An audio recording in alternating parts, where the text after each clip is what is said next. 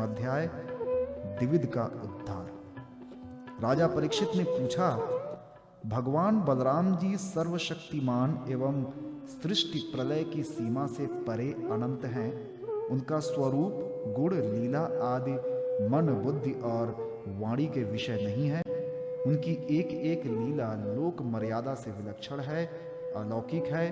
उन्होंने और जो कुछ अद्भुत कर्म किए हों, उन्हें मैं फिर सुनना चाहता हूं। श्री सुखदेव जी ने कहा, परीक्षित, द्विविद नाम का एक वानर था।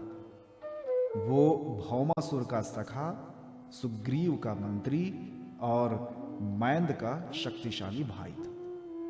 जब उसने सुना कि श्री कृष्ण ने भौमासुर को मार डाला है, तब वो अपने मित्र की मित्रता के ऋण से उऋण होने के लिए राष्ट्र विप्लव करने पर उतारू हो गया।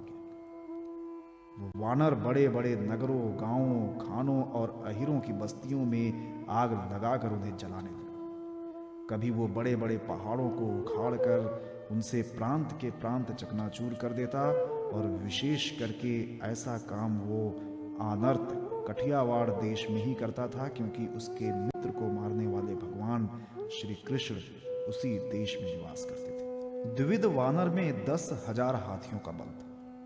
कभी कभी वो दुष्ट समुद्र में खड़ा हो जाता और हाथों से इतना जल उछालता कि समुद्र तट के देश डूब जाते।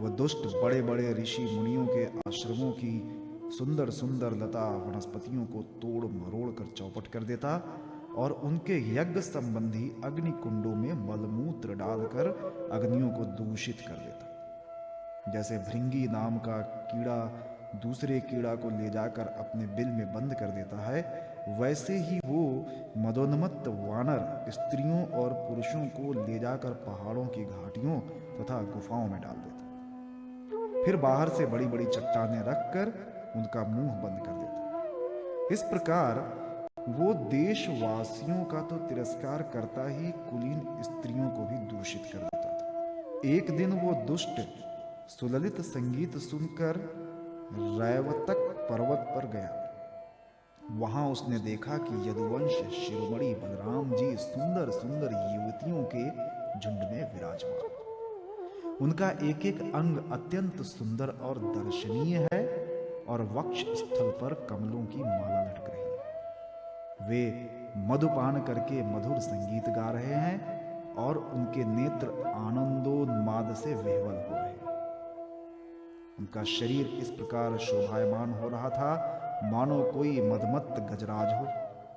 वो दुष्ट वानर वृक्षों की शाखाओं पर चढ़ जाता और उन्हें झकझोर देता। कभी स्त्रियों के सामने आकर किलकारी भी मारने लगता। युवती स्त्रियां स्वभाव से ही चंचल और हास परिहास में रुचि रखने वाली होती हैं। बलराम जी की स्त्रियां उस वानर की ढिठाई देखकर हंसने लगी। अब वो वानर भगवान बलराम जी के सामने ही उन स्त्रियों की अवहेलना करने लगा। वो उन्हें कभी अपनी गुदा दिखाता तो कभी भौहें मटकाता, फिर कभी गरज तरज कर मुंह बनाता, घुड़कता। वीर शिरोमणि बलराम जी उसकी ये चेष्टा देखकर क्रोधित हो गए।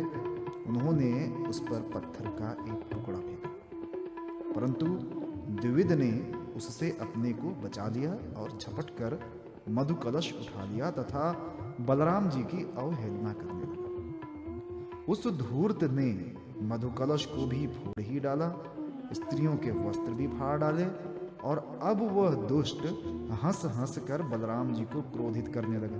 परीक्षित, जब इस प्रकार बलवान और मदोन्मत्त द्विविद बलराम जी को नीचा दिखाने तथा उनका घोर तिरस्कार करने लगा, तब उन्होंने उसकी ढिठाई देखकर और उसके द्वारा सताए हुए देशों की दुर्दशा पर विचार करके उस शत्रु को मार डालने की इच्छा से क्रोध पूर्वक अपना हल मूसल उठाया। द्विविद भी बड़ा बलवान था। उसने अपने एक ही हाथ से शाल का पेड़ उखाड़ दिया और बड़े वेग से दौड़कर बलराम जी के सिर पर उसे दे दिया। भगवान बलराम पर्वत की तरह अविचल खड़े रहे। उन्होंने अपने हाथ से उस वृक्ष को सिर पर गिरते गिरते पकड़ लिया और अपने सुनंद नामक मूसल से उस पर प्रहार किया। मूसल लगने से द्विविद का मस्तक फट गया और उससे खून की धारा बह गई। उस समय उसकी ऐसी शोभा हुई मानो किसी पर्वत से गेहूं का सोता बह रहा। परंतु द्विविद ने अपने सिर फटने की कोई परवाह नहीं की। उसने कुपित होकर एक दूसरा वृक्ष उखाड़ा, उसे झाड़ झूड़ कर बिना पत्ते का कर दिया और फिर उससे बलराम जी पर बड़े जोर का प्रहार किया। बलराम जी ने उस वृक्ष के सैकड़ों टुकड़े कर दिए। इसके बाद द्विविद ने बड़े क्रोध से दूसरा वृक्ष चलाया, परंतु भगवान बलराम जी ने उसे भी शतधा छिन्न भिन्न कर दिया। इस प्रकार वो उनसे युद्ध करता रहा।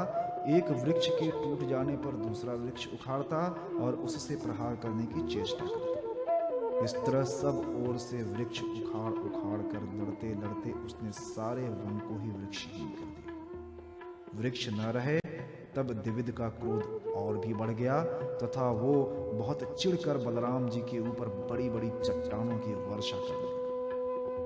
परंतु भगवान बलराम जी ने अपने मूसल से उन सभी चट्टानों को खेल खेल में ही चकनाचूर कर दिया। अंत में कपिराज द्विविद अपनी ताड़ के समान लंबी बाहों से घूंसा बांधकर बलराम जी की ओर झपटा और पास जाकर उसने उनकी छाती पर प्रहार किया। अब यदुवंश शिरोमणि बलराम जी ने हल और मूसल अलग रख दिए और क्रुद्ध होकर दोनों हाथों से उसके जत्र स्थान हंसली पर प्रहार किया।